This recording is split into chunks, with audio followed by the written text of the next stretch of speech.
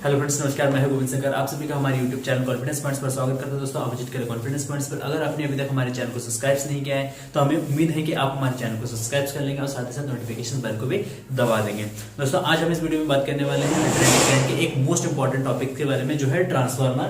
और इस ट्रांसफार्मर से हर साल जो है एक क्वेश्चन पक्का पूछा जाता है आपसे, ठीक है ना। 5 मार्क्स का क्वेश्चन आता है, लॉन्ग क्वेश्चन आते हैं, या 3 मार्क्स के शॉर्ट क्वेश्चन आते हैं।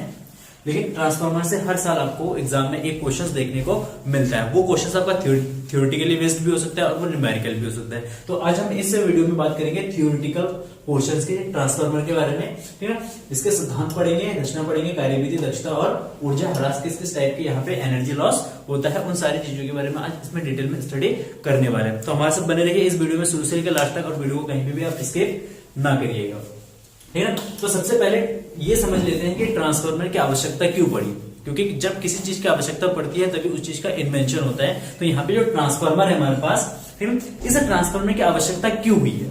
तो हम जैसे घरों में हम क्या यूज करते हैं, बिजली यूज करते हैं, लाइट यूज करते हैं। तो बिजली में क्या होता है, कहीं कहीं कुछ इंस्ट्रूमेंट्स हमारे पास ऐसे होते हैं, जैसे आपका चार्जर है, ठीक है। चार्जर क्या होता है, चार्जर में जब मोबाइल चार्ज करते हैं तो मोबाइल चार्ज करने के लिए वहां पे जो वोल्टेज है उसको लो वोल्टेज चाहिए होता है, ठीक है ना। जैसे 12 वोल्ट चाहिए।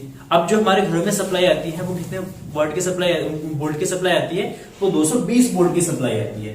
अब 220 वोल्ट से हर एक इंस्ट्रूमेंट जो है वो वर्क नहीं कर पाता। जैसे आपके फोन में ही बहुत सारे इंस्ट्रूमेंट्स ऐसे, या टीवी का यूज करते हैं तो टीवी में ऐसे बहुत सारे कंपोनेंट्स हैं जो कभी भी 220 वोल्ट पे वर्क नहीं करते। या तो वो 12 वोल्ट पे वर्क करता है, या वो 9 वोल्ट पे वर्क करता है, या 10 वोल्ट पे वर्क करता है, या 100 वोल्ट पे वर्क करता है ना। तो इस कंडीशन में हमें करना क्या होता है कि जो 200 वोल्ट का जो पावर लाइन है या पावर सप्लाई है, इसको हमें कभी कभी लो भी करना पड़ता है, 12 वोल्ट में कन्वर्ट करना पड़ता है, या 100 वोल्ट पे कन्वर्ट करना पड़ता है, या 10 वोल्ट पे कन्वर्ट करना पड़ता है। तो यहाँ पे हमें एक डिवाइस की जरूरत होती है जो उस वोल्टेज को क्या करे, लो कर दे।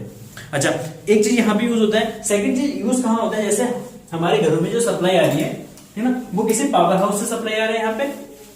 तो उस पावर हाउस में जैसे मान लेते हैं कि अगर हम पावर हाउस से जो सप्लाई जो भी पावर हाउस है, अगर वो पावर हाउस मान लो कि 20 किलोवाट का है, मतलब 20 किलोवाट पावर को वो क्या कर रहा है, जनरेट कर रहा है। और इस 20 किलोवाट पावर को हमें 1000 किलोमीटर डिस्टेंस तक क्या करना है, भेजना है। जैसे मान लीजिए कि यहाँ पे बन रहा है, जैसे मान लो रुद्रपुर सिटी में हम क्या कर रहे हैं, एक पावर हाउस हमारा है, और रुद्रपुर सिटी से हमें कहीं मुंबई भेजना है इलेक्ट्रिसिटी को, ठीक है ना। तो मुंबई तक भेजने के लिए हमें करना क्या पड़ेगा कि वहां पे अगर एक वायर की हेल्प से हम क्या करते हैं, करंट को फ्लो कराते हैं, वोल्टेज को फ्लो कराते हैं। तो उस कंडीशन में क्या होता है कि करंट की वजह से ये वायर जो हमारा वो हीट करता है, ठीक है। जैसे समझ लीजिए कि हमारे पास 20 किलोवाट पावर है, ठीक है ना, और यहाँ पे हम जो इस वायर में जो वोल्टेज सप्लाई कर रहे हैं वो 220 वोल्ट की सप्लाई कर रहे हैं, ठीक।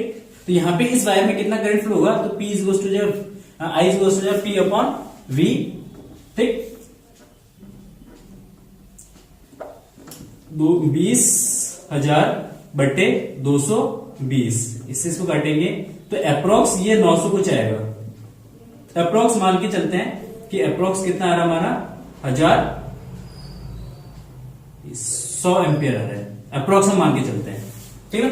अब जैसे किसी वायर में अगर 100 एम्पियर का करंट फ्लो हो रहा है, तो 100 एम्पियर का करंट फ्लो होने के लिए वो जो वायर है वो इतना मोटा वायर चाहिए, क्योंकि इतना मोटा वायर अगर है तभी वो क्या कर सकता है, इलेक्ट्रिसिटी इतना करंट को फ्लो करा सकता है। नहीं तो होगा क्या, अगर पतली सी वायर जो हमारे घरों में यूज करते हैं, अगर उस वायर में इतना करंट अगर फ्लो कराएंगे तो क्या होगा कि वो एक तो गर्म होगा, गर्म हो गए सर्किट को क्या कर देगा, वो ब्रेक कर देगा, मतलब मेल्ट हो जाएगा। वो इतना करंट यहाँ पे हीट जनरेट करता है। तो इट मीन जब एक नॉर्मल वायर में से जब हम हाई करंट को फ्लो कराएंगे, तो हाई करंट को फ्लो कराने से क्या होगा, एक तो वायर हीट करेगा, और हीट से क्या होगा कि एनर्जी जो है वो बहुत अमाउंट में क्या होगा, वहां पे लॉस हो जाएगा। तो एनर्जी लॉस यहाँ पे क्या होता है, बहुत ज्यादा होता है जब पावर को हम क्या करते हैं, हाई करंट पे सप्लाई करते हैं। अरे बस मीन्स क्या है यहाँ पे मेरे कहने का मतलब ये है कि जब हम पावर को क्या करते हैं, हाई वोल्टेज पे ना सप्लाई करके हम हाई करंट पे सप्लाई करते हैं, तो उस कंडीशन में क्या होता है कि जो हमारा कंडक्टिंग वायर है, जिस वायर से इलेक्ट्रिसिटी फ्लो हो रहा है, वो वायर हीट करता है, ठीक है। और हीट करने से क्या होता है कि एनर्जी जो है वो हमारा एक मैक्सिमम अमाउंट में फ्लो होता है। और सेकंड कंडीशन ये पॉसिबिलिटीज रहती है कि जब पतली वायर से जब मैक्सिमम करंट फ्लो कराते हैं तो इतना गर्म हो जाए कि वो सर्किट को क्या कर सकता है, ब्रेक कर सकते हो। तो यहाँ पे एक प्रॉब्लम्स आती है कि हम एनर्जी को कैसे ट्रांसमिट करें एक प्लेस से दूसरे प्लेस तक। तो यहाँ पे एक इंस्ट्रूमेंट बनाया गया हमारे पास कि जिस इंस्ट्रूमेंट में हम क्या कर सकते हैं, वोल्टेज को एक तो हम कम भी कर सकते हैं और वोल्टेज को हम क्या कर सकते हैं, ज्यादा भी कर सकते हैं। जैसे हमने 220 वोल्ट पे हम सप्लाई ना करके अब हम यहाँ पे एक ऐसा डिवाइस यूज करते हैं जो इस 220 वोल्ट को 200 किलो वोल्ट में क्या कर दे, कन्वर्ट कर दे। एक ऐसा डिवाइस जो 220 वोल्ट को किसमें कन्वर्ट कर दे, 200 किलोवाट में कन्वर्ट करे। जब 200 किलोवाट में कन्वर्ट कर देगा तो उस कंडीशन में करंट कितना होगा, करंट 200 किलोवाट बटे 200 किलोवोल्ट, इससे कैंसिल आउट हो जाए तो कितना बचेगा, 1 एम्पियर। मतलब अब करंट जो फ्लो होगा वायर में वो कितना होगा, 1 एम्पियर करंट फ्लो होगा। और 1 एम्पियर करंट जब फ्लो होगा तो वायर भी हमारा क्या होगा, कम हीट होगा। अब 1 एम्पियर करंट को फ्लो कराने के लिए हमें वायर भी पतला होगा तो काम चल जाएगा। अगर मोटा वायर करेंगे तो वहां पे वो एक्सपेंसिव भी हो जाएगा हमारे लिए। अगर मोटा वायर मटेरियल उसमें ज्यादा होगा, मटेरियल ज्यादा होगा तो वो महंगा भी होगा, एक्सपेंसिव होगा, ठीक है। अगर करंट कम फ्लो करा रहे हैं तो एक तो हीट क्या होगा, हमारा कम लॉस होगा। सेकेंड चीज, वायर पतली भी होगी तो भी काम चल जाएगा और उसमें उसका जो मतलब खर्चा जो है वो क्या हो जाएगा, कम हो जाएगा। तो यहाँ पे 2 फायदे हैं जब हम क्या करते हैं, पावर को सप्लाई करते हैं हाई वोल्टेज पे। तो ट्रांसफार्मर एक ऐसा डिवाइस है जो हमारे पास ट्रांसफार्मर है, ये एक ऐसा डिवाइस है जो क्या करता है, उच्च वोल्टेज के धारा को क्या करता है, कम कर देता है। या हम ऐसे कर सकते हैं, ट्रांसफार्मर एक ऐसा डिवाइस है जो क्या करता है, लो वोल्टेज को क्या कर सकता है, हाई कर सकता है, या हाई वोल्टेज को लो कर सकता है। ठीक है ना, क्लियर है। अब बात करते हैं सिद्धांत। इसका सिद्धांत क्या है, ये किस सिद्धांत पे वर्क करता है, ये इस सिद्धांत पे वर्क करता है, अन्योन्य प्रेरण के सिद्धांत पे वर्क करता है, म्यूचुअल इंडक्शन के प्रिंसिपल पे ये वर्क करता है। जैसे फॉर एग्जांपल हमारे पास एक 2 कॉइल है, फिर एक हमारे पास प्राइमरी कॉइल है, ये हमारे पास सेकेंडरी कॉइल है। इस प्राइमरी कॉइल में हमने क्या करा, एक बैटरी को कनेक्ट किया और इसके साथ हमारे पास एक कुंजी कनेक्टेड है की, और इसके पास में हम एक अन्य कॉइल से रखा और इसके साथ हमने एक गैल्वेनोमीटर को कनेक्ट करके रखा है। अब होगा क्या, जैसे मैं इस कॉइल की को ऑन करता हूं, सर्किट को ऑन करता हूं, सर्किट को ऑन करने से इंस्टेंटली क्या होगा, इसमें एक करंट फ्लो होगा। जैसे मान लेते हैं इसमें 10 एम्पियर का करंट फ्लो हो रहा है, ठीक है। तो जैसे हम क्या करेंगे, की को ऑन करेंगे तो की ऑन करने से क्या होगा, करंट का जो मान होगा 0 से 10 एम्पियर तक कंटिन्यूअसली क्या होगा, बढ़ेगा। अब ये पता है, अब जब किसी कंडक्टर में क्या होता है, करंट फ्लो होता है तो कंडक्टर क्या करता है, अपने सराउंडिंग में एक मैग्नेटिक फील्ड बनाता है। तो जब इस कॉइल में क्या होगा, करंट फ्लो होगा, तो इस कॉइल में करंट फ्लो होने से क्या बनेगा, यहाँ पे एक मैग्नेटिक फील्ड बनेगा।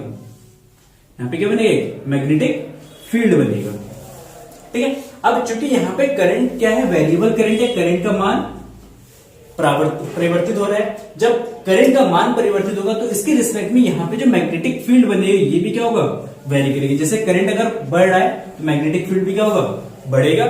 ठीक है, अगर करंट घटेगा तो मैग्नेटिक फील्ड भी क्या होगा, घटेगा। अच्छा, अब ये जो मैग्नेटिक फील्ड बनाएगा प्राइमरी कॉइल, इसका मैग्नेटिक फील्ड हो सकता है, कुछ मैग्नेटिक फील्ड इसमें से पास हो, जैसे ऐसे जा रहा है और ऐसे इसमें से कुछ मैग्नेटिक फील्ड इस सेकेंडरी कॉइल में से पास हो।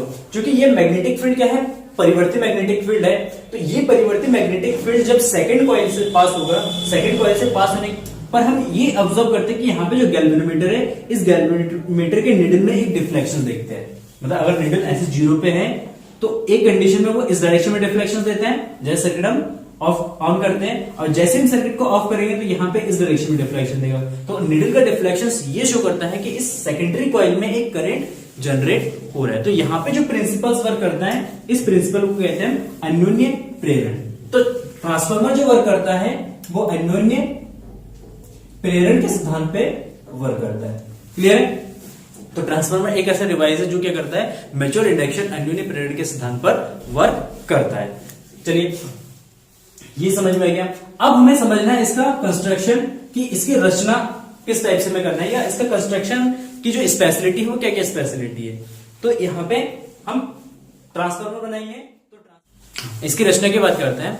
रचना जो है इसका हम क्या करते हैं, रचना बनाते हैं हम। इसको देखिए अलग अलग टाइप से हम इसमें थोड़ा सा एक्सपेरिमेंट करते हैं रचना में। जैसे अगर इस टाइप के अगर कॉइल बनाते हैं ना, जैसे ये मान लेते हैं, ये जो हमारा क्रोड है ये प्लास्टिक की क्रोड है, या कोई ऐसा मटेरियल है जो अनुचुंबकीय ऐसा मटेरियल है जिसमें मैग्नेटिक फील्ड का कोई इफेक्ट नहीं पड़ता, जैसे प्लास्टिक है या लकड़ी है, इस टाइप के मटेरियल से ले लेते हैं। तो होगा क्या, जब हम इस प्राइमरी कॉइल में क्या करेंगे, एक अल्टरनेटिंग सोर्स कनेक्ट करेंगे, एक क्या करेंगे, अल्टरनेटिंग सोर्स कनेक्ट करेंगे। तो अल्टरनेटिंग सोर्स कनेक्ट होने से क्या होगा कि इस प्राइमरी कॉइल में जब करंट फ्लो होगा, तो इसमें करंट फ्लो करने से क्या बनेगा, यहाँ पे जो मैग्नेटिक फील्ड बनेगा, तो मैग्नेटिक फील्ड ऐसे जाके ऐसे आएगा, कुछ मैग्नेटिक फील्ड ऐसे जाके ऐसे आएगा, कुछ मैग्नेटिक फील्ड ऐसे जाके ऐसे जाएगा, कुछ ऐसे। मतलब अगर इसमें से 10 मैग्नेटिक फील्ड निकल रहा है एक इंस्टेंट, मान लीजिए कि यहां से अगर 10 मैग्नेटिक फील्ड निकल रहा है, तो होगा क्या कि किसी इंस्टेंट इसमें से कुछ 2 या 3 मैग्नेटिक फील्ड ही पास होगा, बाकी सारे मैग्नेटिक फील्ड इसके आसपास से निकल के आ जाएगा। तो इस कॉइल में से कितने मैग्नेटिक फील्ड पास होंगे, 2 या 3।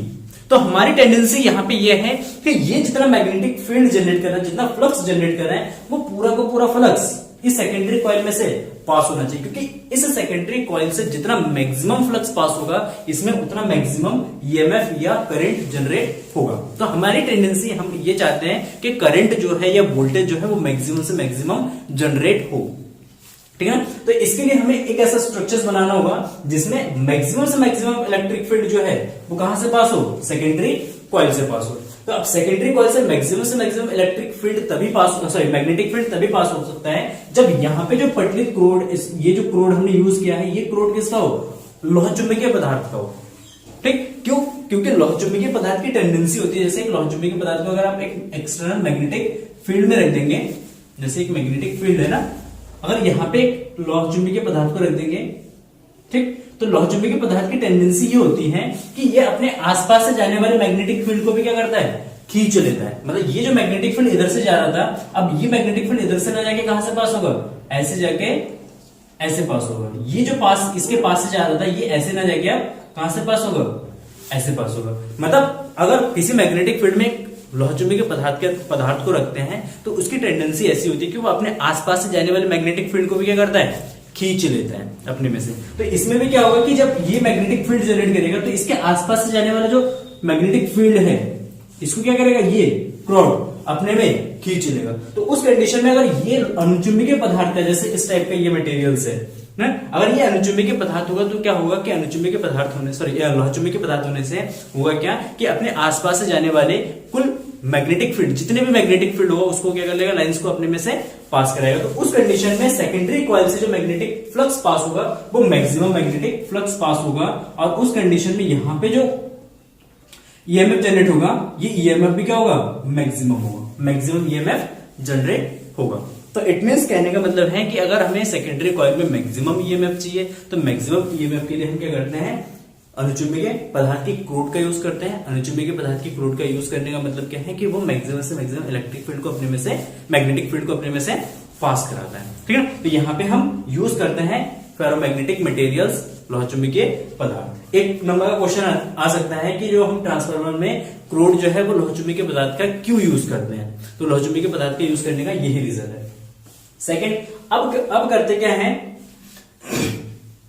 हमने एक क्रोड यूज कर लिया। अब अगर इनके बीच में कोई डिस्टेंसेस है, एक दूसरे से कुछ डिस्टेंस पर है, तो यहां पे भी क्या होगा कि कुछ पॉसिबिलिटीज होगी कि 100% मैग्नेटिक फील्ड जो है वो सेकेंडरी कॉइल में से पास नहीं होगा। तो इसीलिए आप जब भी कोई ट्रांसफार्मर खोलते हैं, उसमें आप इस टाइप का स्ट्रक्चर देखेंगे कि एक लोहा क्रोड होता है, लोहे की क्रोड होती है, ठीक है ना, और इसके बीच में हम क्या करते हैं, बीच वाले इसमें हम नीचे सबसे पहले प्राइमरी कॉइल को बाइंड करते हैं, नीचे प्राइमरी कॉइल को बाइंड करेंगे, और इसके ऊपर हम क्या करते हैं, सेकेंडरी कॉइल को बाइंड कर देते हैं, ठीक है ना। मतलब एक ही कॉइल है, एक ये क्रोड है, इसके ऊपर सबसे पहले हम क्या करेंगे, नीचे प्राइमरी कॉइल को बांध देंगे, बाइंडिंग करेंगे, उसकी 2 टर्मिनल्स निकाल लेंगे, उसके बाद फिर उसके ऊपर जो हम क्या करेंगे, सेकेंडरी कॉइल को बाइंड करके उसका सेकंड सिरा निकालेंगे। तो इससे होता है क्या है कि इस कंडीशन में अब जो फ्लक्स का लॉस हो रहा था वो कम से कम होगा, क्योंकि नीचे वाला मैग्नेट है, ये मैग्नेट जितना भी मैग्नेटिक फील्ड जनरेट करेगा, ये मैग्नेटिक फील्ड जो है पूरा का पूरा इसी में से, चाहे कहीं से पास हो, दूर से भी होकर आएगा तो लास्ट में जाएगा वो इसी पार्ट से, ठीक है ना। तो इसलिए हम क्या करते हैं, जब हम ट्रांसफार्मर बनाते हैं, तो ट्रांसफार्मर में हमारा बेसिकली ये कंस्ट्रक्शन रहता है, जिसमें हम क्या करते हैं, एक ही क्रोड में नीचे प्राइमरी कॉइल को बाइंड करेंगे और उसके ऊपर सेकेंडरी कॉइल को बाइंड करते हैं। तो इससे क्या होता है कि फ्लक्स जो पास होता है वो लगभग 99.99% होता है, 99.99% यहाँ पे होता है। तो यहाँ पे मतलब जितना पावर हम यहाँ पे देंगे, उतना ही पावर हमें आउटपुट में मिलेगा। जैसे अगर यहां से 100 वाट हम पावर दे रहे हैं, यहाँ पे भी हमें कितना मिलेगा, 100 वाट मिलेगा। कोई भी एनर्जी लॉस यहाँ पे नहीं होता। एनर्जी लॉस को बचाने के लिए हम ये सारा अरेंजमेंट कर रहे हैं कि हम जितना इनपुट में एनर्जी दे रहे हैं उतना ही हमें आउटपुट में भी एनर्जी मिले। क्लियर है? अच्छा, अब क्या होता है कि कुछ एनर्जी तब भी लॉस होता है क्योंकि जब किसी, जैसे कॉइल है, जैसे हमारा पटलित क्रोड है, क्रोड का एक सतह होगा, यहाँ पे मैग्नेटिक फील्ड को हम क्या करेंगे, अगर चेंज करेंगे, मैग्नेटिक फ्लक्स चेंज होगा तो यहाँ पे क्या बनेगा, एक एडी करंट बनेगा, भंवर धाराएं बनती है। और भंवर धाराएं क्या करती है, वो मैग्नेटिक फील्ड जैसे जैसे चेंज होता है भंवर धारा उत्पन्न होगा, और भंवर धाराओं के उत्पन्न होने से ये जो मेटल का सरफेस है ये धीरे धीरे क्या होता है, गर्म होता है, मतलब हीट करता है। फिर क्या होगा कि हीटिंग प्रोसेस से फिर कुछ ना कुछ एनर्जी लॉस होगा। तो हमारी टेंडेंसी होगी कि यहाँ पे जो एडी करंट हो रहा है उसको हम एक तो कम करें, रिड्यूस करें, ठीक है ना। सेकंड कंडीशन कि यहाँ पे जो हीट जनरेट हो रहा है उस हीट को हम क्या करें, कम करें। तो इसके लिए करंट को हमें क्या करना है, रिड्यूस। जो एडी करंट है, एडी करंट है, भंवर धारा है, भंवर धारा आई को क्या करना है, हमें कम करना है। तो आई को कम करने के लिए हमें पता है आई इज इक्वल टू क्या होता है, I is equal to V upon R, I is equal to V upon R. V जितना ज्यादा होगा आई उतना कम होगा। तो हमारी टेंडेंसी ये होगी कि हम जो हमारे पास रेजिस्टेंस है, इस रेजिस्टेंस को हमें क्या करना है, इंक्रीज करना है। इस रेजिस्टेंस को इंक्रीज करने के लिए, क्योंकि रेजिस्टेंस इंक्रीज करेगा, भंवर धारा क्या होगा, रिड्यूस होगा। भंवर धारा रिड्यूस होगा तो हीट जो है आई स्क्वायर आर टी से हीट जो है वो क्या हो जाएगा, रिड्यूस हो जाएगा अपने आप। तो हमें करने क्या है, एडी करंट को कम करना है। तो एडी करंट को कम करने के लिए हम बेसिकली क्या करेंगे, रेजिस्टेंस को बढ़ाएंगे। और रेजिस्टेंस को बढ़ाने का तरीका, रेजिस्टेंस किस फैक्टर्स पे डिपेंड करता है, रेजिस्टेंस डिपेंड करता है rho L upon A, R depend करता है उसकी मटेरियल की प्रॉपर्टी, उसका लंबाई एल और उसका क्रॉस सेक्शन एरिया ए। तो हमें करना क्या होगा कि अगर आर को इंक्रीज करना है तो एक तो होगा कि एल को इंक्रीज करें हम, ठीक है। सेकेंड चीज यहाँ पे ए को रिड्यूस करें। ए क्या होना चाहिए, कम से कम होना चाहिए। ये कम से कम होगा, एल ज्यादा से ज्यादा होगा तो हमारा रेजिस्टेंस क्या होगा, ज्यादा होगा। और रेजिस्टेंस ज्यादा होगा तो उस कंडीशन में भंवर धारा क्या होगा, कम होगा। भंवर धारा कम होगा तो हीटिंग का जो लॉस हो रहा है वो भी क्या हो जाएगा, यहाँ पे कम हो जाएगा, ठीक है। पटलित क्रोड है इतनी मोटी सी, तो अब मोटी सी क्रोड रखेंगे तो यहाँ पे क्या होगा, एरिया ज्यादा होगा। ये वाली एरिया क्या होगा, यहाँ पे ज्यादा होगा। अब ये एरिया ज्यादा होगा तो इस क्रोड का क्या होगा, क्रॉस सेक्शन एरिया अगर ज्यादा है तो रेजिस्टेंस क्या होगा, कम होगा। तो हम क्या करते हैं कि इतनी मोटी सी क्रोड यूज ना करके हम क्या करते हैं, इसको बहुत सारे छोटे छोटे पतले पतले क्रोड में क्या करते हैं, डिवाइड कर देते हैं। जैसे आप देख रहे हैं इसमें पेज जो है, ये मान लीजिए कि ये इतनी मोटी सी क्रोड है और इसमें ये जो पेजेस है ये पतली पतली क्रोड को मिला के हमने एक मोटी सी क्रोड बना रखी है, ठीक है। एक पतली सी क्रोड का यूज करेंगे तो पतली सी क्रोड का यूज करने से क्या होगा कि ये जो क्रॉस सेक्शन एरिया है, ये क्रॉस सेक्शन एरिया क्या होगा, कम होगा। एक तो हमने एरिया को हमें कम करना है, तो कम करने के लिए हम क्या करते हैं, जो एक मोटी सी क्रोड होती है उसको हम क्या करते हैं, पतले पतले क्रोड में डिवाइड करके फिर उसको वर्निश करके आपस में क्या करते हैं, कनेक्ट करके एक मोटी सी कॉइल हम बना लेते हैं, ठीक है। और सेकंड चीज हम क्या करते हैं, यहाँ ऐसे क्या कर सकते हैं, हम एरिया को रिड्यूस कर सकते हैं। सेकंड चीज हमें लेंथ को बढ़ाना है, तो लेंथ को बढ़ाने के लिए जो क्रोड होते हैं उन क्रोड को क्या करते हैं, ई शेप में हम कन्वर्ट करते हैं, ठीक है। इससे क्या होगा, जैसे मान लीजिए कि यहाँ से करंट चलना स्टार्ट करो तो करंट हमेशा क्या करेगा, अपने सर्किट को कंप्लीट करेगा। तो यहां से करंट इलेक्ट्रॉन्स मूव करेगा तो ऐसे जाएगा, ऐसे जाएगा, ऐसे जाके ऐसे, ऐसे जाएगा, ऐसे जाके, ऐसे जाके फिर यहां पे आएगा अपनी इनिशियल पोजीशन में। तो इस कंडीशन में क्या करेगा, उसको मैक्सिमम डिस्टेंस ट्रेवल करना पड़ेगा।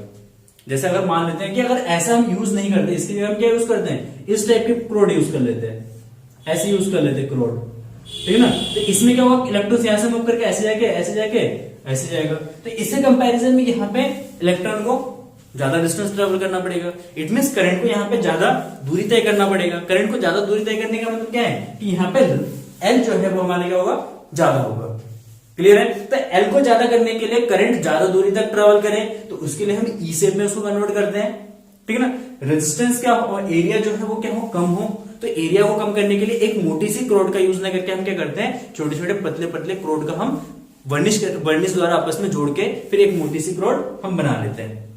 क्लियर है। तो इससे क्या होगा कि रेजिस्टेंस रिड्यूस हो जाएगा, सॉरी रेजिस्टेंस इंक्रीज हो जाएगा। रेजिस्टेंस इंक्रीज होने से करंट रिड्यूस हो जाएगा। करंट के रिड्यूस होने से हमारा हीटिंग द्वारा जो करंट का जो लॉस हो रहा था वो क्या होगा, सॉरी हीटिंग द्वारा जो एनर्जी का जो लॉस हो रहा था वो क्या हो जाएगा, यहाँ पे कम हो जाएगा। क्लियर है? तो यहाँ पे इसीलिए इसका स्ट्रक्चर इस टाइप से बनाते हैं ताकि हमें जितना हम पावर सप्लाई दे उतना ही पावर सप्लाई हमें आउटपुट में मिले और मैक्सिमम मिनिमम से मिनिमम एनर्जी लॉस यहाँ पे हो। तो कुल मिला के कहने का मतलब है कि ट्रांसफार्मर का स्ट्रक्चर हम ऐसा बनाएंगे जिसमें एनर्जी लॉस जो है वो कम से कम हो। एनर्जी लॉस कहाँ हो रहा है? एनर्जी लॉस हो रहा है फ्लक्स के द्वारा। फ्लक्स अगर सेकेंडरी कॉइल से पास नहीं हो रहा तो वहां पे एनर्जी लॉस होगा। सेकंड एडी करंट जनरेट होगा और एडी करंट जनरेट होगा तो वहां पे भी एनर्जी लॉस होगा। तो हमें क्या करना है, फ्लक्स को कम से कम लॉस हो फ्लक्स का। तो फ्लक्स का कम से कम लॉस हो तो इसलिए प्राइमरी कॉइल के ऊपर सेकेंडरी कॉइल को बाइंड करेंगे। यहां पे रिड्यूस कर सकते हैं हम, बहुत हद तक एनर्जी लॉस को रिड्यूस कर सकते हैं। सेकंड एडी करंट को हमें कम करना है, तो एडी करंट को हमें कम करने के लिए हमने ये देखा कि रेजिस्टेंस को ज्यादा रखना पड़ेगा। उसके लिए एल ज्यादा होना चाहिए, ए कम होना चाहिए। ए कम एल ज्यादा होने के लिए ई शेप दे देते हैं हम पतली क्रोड के लिए, और ए को कम करने के लिए एक मोटी सी क्रोड की जगह हम बहुत पतली पतली क्रोडों को मिला के यूज करते हैं। ठीक है, तो यहां से हम ये हो जाएगा इसकी संरचना, ऐसे हम लिखना है। ठीक है, इसके बाद हम बात करते हैं इसके क्रियाविधि की, वर्किंग प्रोसेस क्या है। ठीक है ना, वर्किंग प्रोसेस क्या है, इसका वर्किंग प्रोसेस किस पे डिपेंड करता है। एक तो इसका प्रिंसिपल बता दिया मैंने, किस प्रिंसिपल पे वर्क करता है, ये अन्योन्य प्रेरण के प्रिंसिपल पे वर्क करता है। तो इसका वर्किंग प्रोसेस क्या होगा कि इसके वर्किंग प्रोसेस में जब हम क्या करेंगे, इस प्राइमरी कॉइल में एक अल्टरनेटिंग सोर्स सोर्स को कनेक्ट करेंगे। तो अल्टरनेटिंग सोर्स को कनेक्ट करने से क्या होगा कि इस कॉइल में जब करंट पास होगा तो करंट पास होने से यहाँ पे क्या बनेगा, मैग्नेटिक फील्ड, और मैग्नेटिक फील्ड से क्या बनेगा, फ्लक्स बनेगा। यही फ्लक्स, इसका जो फ्लक्स है, ये फ्लक्स क्या होगा कि इस पतली क्रोड के हेल्प से कहां से पास होगा, सेकेंडरी कॉइल से। जैसे करंट अगर मान लीजिए ऐसे फ्लो हो रहा है, करंट अगर ऐसे फ्लो हो रहा है इसमें, तो मैग्नेटिक फील्ड ऐसे बनेगा, इस डायरेक्शन में ऐसे जाएगा मैग्नेटिक फील्ड, ऐसे आके फिर ऐसे जाएगा, ऐसे पास होगा। ठीक है ना, जो करंट है अल्टरनेटिंग करंट है, एक सर्कल में पॉजिटिव होता है, हाफ सर्कल में नेगेटिव होता है, नेगेटिव पॉजिटिव होता है। पॉजिटिव सर्कल में मान लेते हैं कि ऐसे करंट फ्लो हो रहा है, तो यहाँ पे मैग्नेटिक फील्ड ऐसे पास होगा। ठीक है ना, जब मैग्नेटिक फील्ड ऐसे पास होगा तो यहाँ पे एक करंट इंड्यूस होगा। जब इससे पास होने वाला मैग्नेटिक फ्लक्स चेंज होगा तो यहाँ पे ईएमएफ में क्या बनेगा, ये ईएमएफ बनेगा। ठीक, सेकेंड हाफ सर्कल में क्या होगा, सेकेंड हाफ सर्कल में करंट ऐसे पास होगा, करंट ऐसे पास होगा, तो करंट ऐसे पास होने से क्या होगा, मैग्नेटिक फील्ड इस डायरेक्शन में बनेगा। मैग्नेटिक फील्ड इस डायरेक्शन में, तो मैग्नेटिक फील्ड यहां से ऐसे पास होगा, तो उस कंडीशन में जो ईएमएफ बनेगा वो अपोजिट डायरेक्शन में बनेगा ईएमएफ। तो इससे क्या होगा कि प्राइमरी कॉइल में जब करंट पास करते हैं, अल्टरनेटिंग करंट पास करते हैं, तो अल्टरनेटिंग करंट पास कराने से क्या होगा कि इसके सराउंडिंग में एक मैग्नेटिक फील्ड बनेगा, जो कि मैग्नेटिक फील्ड कैसा है, परावर्तित मैग्नेटिक फील्ड है। वही मैग्नेटिक फील्ड किसमें से पास हो रहा है, इस वाले कॉइल जो हमारा सेकेंडरी कॉइल है, सेकेंडरी कॉइल से पास हो रहा है। और सेकेंडरी कॉइल से जब पास होगा तो सेकेंडरी कॉइल के सीधे में क्या बनेगा, एक ईएमएफ बनेगा। क्लियर है? आई होप आपको समझ में आ गया होगा। नेक्स्ट इसमें हम देखते हैं कि वर्किंग प्रोसेस में हमें इसका कैलकुलेशन भी करना है कि हम यहाँ पे जितना ईएमएफ दे रहे हैं, जैसे हमने यहाँ पे V वोल्ट दिया, तो आउटपुट में हमें कितना वोल्टेज मिलेगा, या इसमें I करंट फ्लो हो रहा है, IP करंट फ्लो हो रहा है, तो आउटपुट में कितना करंट फ्लो होगा। तो मान लीजिए हम अगर इसमें हम VP वोल्टेज देते हैं, ठीक है ना, प्राइमरी कॉइल में हम कितना देते हैं, VP वोल्टेज देते हैं, तो हमारा आउटपुट में जो वोल्टेज मिलता है वो कितना मिलता है, VS वोल्टेज मिलता है। तो उसके रिस्पेक्ट में यहाँ पे BP करंट देंगे, सॉरी IP अगर करंट इस सर्किट में फ्लो हो रहा है तो उस कंडीशन में मान लेंगे कि सेकेंडरी कॉइल में कितना करंट फ्लो हो रहा है, सेकेंडरी कॉइल में हमारा IS करंट फ्लो हो रहा है। अब देखिए यहाँ पे जो ट्रांसफार्मर है, ट्रांसफार्मर में एक और प्रिंसिपल वर्क करता है, वो है ऊर्जा संरक्षण का सिद्धांत। ऊर्जा संरक्षण का सिद्धांत ये कहता है कि जितना हम एनर्जी यहाँ पे सप्लाई करेंगे, मतलब जितना पावर हम यहाँ पे सप्लाई करेंगे उतना ही पावर हमें आउटपुट में भी मिलना चाहिए, अगर ट्रांसफार्मर हमारा क्या है, आइडियल है। ठीक है, तो इसके लिए हम कैलकुलेशंस करेंगे। तो कैलकुलेशन में हम चलते हैं फैराडेस के विद्युत चुंबकीय प्रेरण का जो नियम है वो क्या कहता है कि किसी कॉइल से जब फ्लक्स चेंज होता है, किसी कॉइल से पास होने वाला जब फ्लक्स चेंज होता है, तो उस फ्लक्स के चेंज होने से उसमें जो ईएमएफ जनरेट होता है वो ईएमएफ होता है -N-d∅dt के बराबर। ठीक है, अब यहां से जब ये मैग्नेटिक फील्ड जनरेट करेगा तो इसका मैग्नेटिक फील्ड यहां से भी पास होगा और इसी का मैग्नेटिक फील्ड अपने में से भी पास होगा। तो यहां पे क्या हुआ, एक सौ प्रेरण के कारण यहां पे ईएमएफ जनरेट होगा। ठीक है ना, यहाँ पे अन्योन्य प्रेरण के कारण ईएमएफ जनरेट होगा, ठीक है ना। स्व प्रेरण के कारण इसमें ईएमएफ कितना जनरेट होगा, वो हो जाएगा ईपी प्राथमिक कुंडली में, प्राथमिक कुंडली में। प्राइमरी कॉइल में जो ईएमएफ जनरेट होगा EP is equal to minus NS D five upon D T, minus NP D five upon D T. मान लेते हैं कि यहाँ पे जो नंबर ऑफ टर्न्स है, फेरो की जो संख्या है वो एनपी है, और सेकेंडरी कॉइल में जो फेरो की संख्या वो कितना है, एनएस है। यहाँ पे EP is equal to minus NP D five upon D T. ऐसे द्वितीय कुंडली में, सेकेंडरी कॉइल में कितना ईएमएफ जनरेट होगा, सेकेंडरी कॉइल में ईएमएफ जो जनरेट होगा वो कितना होगा, ES is equal to minus NS D five upon D T. देखो फ्लक्स जो है वो सेम रहेगा, जितना फ्लक्स इसमें से पास होगा उतना ही फ्लक्स इसमें से पास होगा। अगर दोनों को डिवाइड करते हैं, equation first and equation second को, ठीक है ना, तो equation first divided by equation second divided by equation first, तो ये जाएगा E S upon EP is equal to minus NS D five upon D T upon minus N P D five upon D T. तो D five upon D T से D five upon D T cancel हो जाएगा, तो ये NS upon NP, ठीक है। यहाँ पे जो E S upon EP is equal to जाएगा एनएस अपॉन एनपी, यहाँ पे माइनस से माइनस भी कैंसिल आउट हो जाएगा, क्लियर है। अच्छा, अगर यहाँ पे जो हमने कॉइल यूज किया है, इस कॉइल का जो रेजिस्टेंस है आर और इसका रेजिस्टेंस जो है वो, अगर रेजिस्टेंस दोनों का क्या है, नेग्लिजिबल है, कितना है, बहुत ही कम है, तो उस कंडीशन में यहाँ पे जो इंड्यूस ईएमएफ है, प्रेरित ईएमएफ है, वो अप्लाइड वोल्टेज के बराबर होगा। जब आर रिड्यूस होगा तो ईपी को हम वीपी के इक्वल लिख सकते हैं, और ईएस जो है वो वी एस के इक्वल हो सकता है। तो यहाँ पे हम यूज करेंगे VP upon V S is equal to NS upon NP, ठीक है ना। ये है यहाँ पे वी सॉरी ये हो जाएगा वी एस, ये हो जाएगा वीपी। देखिए V S is equal to क्या जाएगा, V S is equal to जाएगा NS upon NP into VP. ये हमारा आउटपुट में जितना वोल्टेज मिलेगा, सेकेंडरी कॉइल में वोल्टेज मिलेगा, वो इसका इक्वेशन है V S is equal to NS upon NP into VP. अच्छा, अब सेकेंडरी कॉइल में जो वोल्टेज हमें प्राप्त होगा, ईएमएफ जो हमें प्राप्त होगा, वो किस चीज पे डिपेंड करेगा, यहाँ पे ये इंटरेस्टिंग फैक्ट्स हैं। ये जो डिपेंड करेगा, ये डिपेंड करेगा number of coil, number of turns पे, कि इसमें फेरो की संख्या कितनी है और इसमें फेरो की संख्या पे डिपेंड करेगा। मतलब आउटपुट में जो वोल्टेज है वो कुल मिलाकर डिपेंड करेगा कि हमारे ट्रांसफार्मर के कॉइल में नंबर ऑफ टर्न्स कितने हैं। जितने नंबर ऑफ टर्न्स होंगे उतना ज्यादा वोल्टेज हमें यहाँ पे मिलेगा। यहाँ पे अब दो कंडीशंस हैं कि एनएस अपॉन एनपी, अगर ये ग्रेटर देन 1 है, ये ग्रेटर देन 1 होने का मतलब क्या है कि एनएस जो है वो एनपी से ज्यादा है, तो उस कंडीशन में वीएस बीपी से ज्यादा होगा, ठीक है ना। सेकंड कंडीशन में अगर NS upon NP less than 1 है, अगर 1 से ज्यादा है, तो उस कंडीशन में क्या होगा कि NS is less than NP, तो VS is less than VP. तो यहां पे हम क्या करते हैं, ट्रांसफार्मर को दो टाइप से हमने क्लासिफाइड किया है, एक उच्चाई ट्रांसफार्मर, एक अपचाई transformer, step up and step down. ये है step up transformer, step up transformer, step up transformer, ये है स्टेप डाउन ट्रांसफार्मर, ठीक है ना। देखिए स्टेप अप ट्रांसफार्मर क्या है, ऐसा ट्रांसफार्मर जिसमें क्या करता है कि वो वोल्टेज को इंक्रीज कर देता है। जो हमने इनपुट में वोल्टेज दिया है उस वोल्टेज को क्या करेगा, इंक्रीज कर देगा, और इनपुट वोल्टेज में जितना करंट है उसको क्या कर देगा, आउटपुट में रिड्यूस कर देगा। मतलब करंट को रिड्यूस करेगा और वोल्टेज को इंक्रीज करेगा।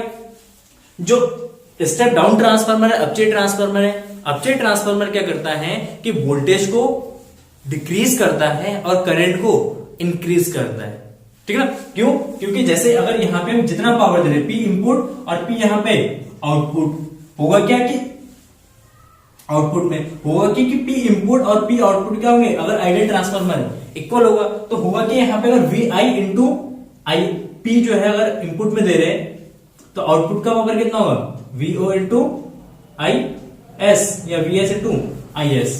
अब होगा क्या कि जैसे यहां पे अगर 10 वाट सप्लाई दे रहे हैं तो यहां पे भी कितना मिलेगा, हमें 10 वाट ही मिलेगा। तो इसके लिए मान लो कि यहां पे अगर वोल्टेज हम दे रहे हैं कितना, 10 वोल्ट, करंट दे रहे हैं 1 वोल्ट, ठीक है ना। अब इस ट्रांसफार्मर क्या करे, इस 10 वोल्ट को 100 वोल्ट में कन्वर्ट कर दे रहा है, तो 100 वोल्ट में कन्वर्ट करेगा तो वहां पे करंट क्या होगा, अपने आप रिड्यूस हो जाएगा। तो जब वोल्टेज इंक्रीज होगा तो करंट रिड्यूस हो जाएगा, जब वोल्टेज डिक्रीज होगा तो करंट इंक्रीज हो जाएगा, क्लियर है ना?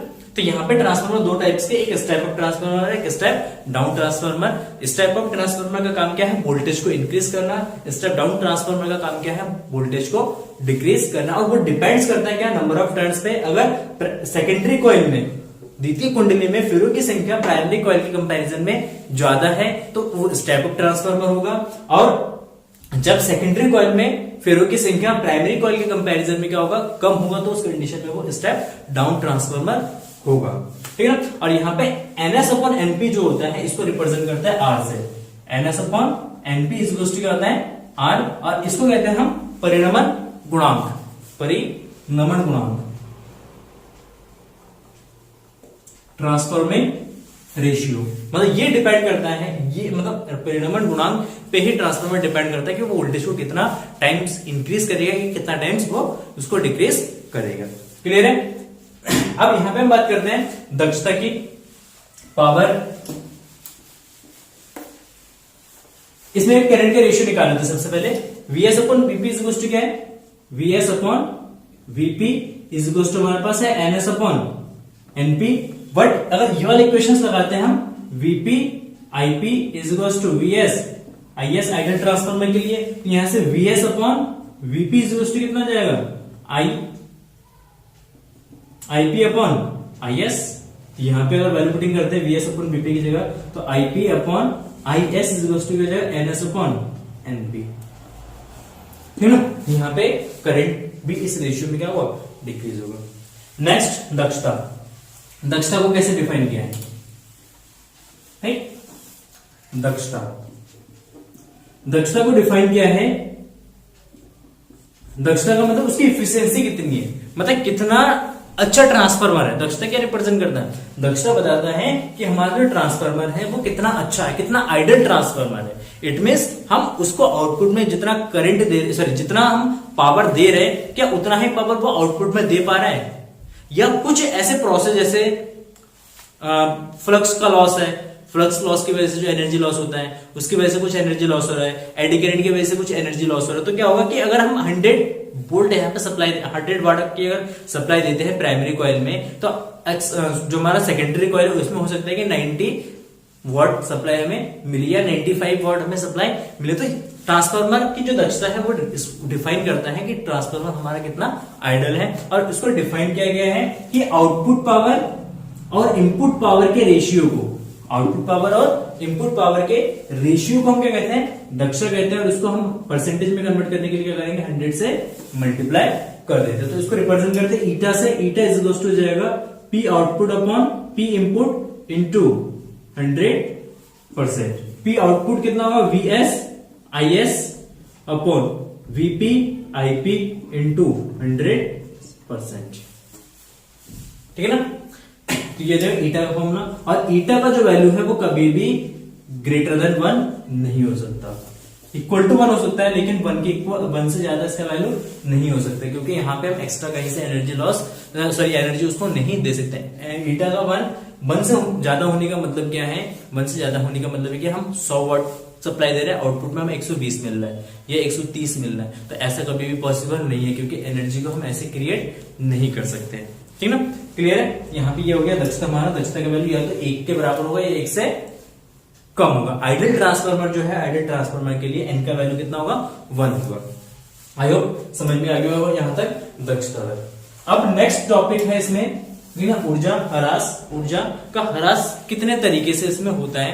तो फर्स्ट बता दो, ऊर्जा का ह्रास जो होता है वो किससे होता है? एडी करंट से होता है, हीट के फॉर्म में। जब क्या होता है? जब फ्लक्स पास होता है तो जो हमारा पटलित क्रूड है, पटलित क्रूड में क्या होता है? एडी करंट बनता है, और एडी करंट से हमारा पटलित क्रूड क्या होता है? गर्म होता है। तो उसकी कंडीशन में कुछ एनर्जी वहां पे लॉस होता है। सेकंड कहां लॉस होता है? सेकंड फ्लक्स लॉस होता है। फ्लक्स मतलब जितना फ्लक्स प्राइमरी कॉइल बना रहा है उतना का उतना फ्लक्स सेकेंडरी कॉइल से पास नहीं हो पाता है। 100% फ्लक्स उसमें से पास नहीं होता सेकेंडरी कॉइल से, तो वहां पर भी क्या होगा? कुछ ना कुछ एनर्जी उसके फॉर्म में भी लॉस होगा। सेकेंड लॉस होता है कि जब कॉइल से फ्लक्स पास होता है, और फ्लक्स कैसा है? वेरिएबल फ्लक्स है, चेंजेबल फ्लक्स है। और चेंजेबल फ्लक्स होने से क्या हो रहा है कि जो कॉइल है, प्राइमरी कॉइल है और सेकेंडरी कॉइल है, प्राइमरी कॉइल है सेकेंडरी कॉइल में क्या होता है, वाइब्रेशंस क्रिएट होता है, उसी वाइब्रेशन से साउंड जनरेट होता है। तो कुछ एनर्जी जो है वहां पे साउंड के फॉर्म में भी क्या होता है, लॉस होता है, ठीक है ना। तो इस टाइप से कुछ एनर्जी जो है डिफरेंट टाइप से लॉस होता है ट्रांसफार्मर में, ठीक है। और इसी को रिड्यूस करने के लिए हमने इतना पूरा तामझाम जो है हमने ट्रांसफार्मर में सेटअप किया है, ताकि हमारा एनर्जी लॉस जो है वो कम से कम हो। आई होप आपको वीडियो समझ में आया होगा। नहीं आया है तो इस वीडियोस को आप रिपीट करके दोबारा देख सकते हैं। फिर भी अगर कोई डाउट्स रह जाता है आपको, आप हमें कमेंट सेक्शन में पूछ सकते हैं, ठीक है। और ऐसे वीडियो के लिए आप बने रहिए हमारे साथ, हमारे चैनल को सब्सक्राइब कर लीजिए और साथ ही साथ इस वीडियोस को अपने दोस्तों के साथ भी शेयर कीजिए, क्योंकि ये मोस्ट इंपॉर्टेंट टॉपिक्स है और इस टॉपिक से रिलेटेड एक 5 नंबर का क्वेश्चन आपका एग्जाम में हर साल पूछा जाता है, चाहे वो कोई सा भी बोर्ड क्यों ना हो, ठीक है। फिर मिलेंगे एक नए वीडियो के साथ, तब तक के लिए पढ़ते रहिए, पढ़ाते रहिए और अपने दोस्तों के साथ खुशियां बांटते रहिए। जय हिंद, जय भारत।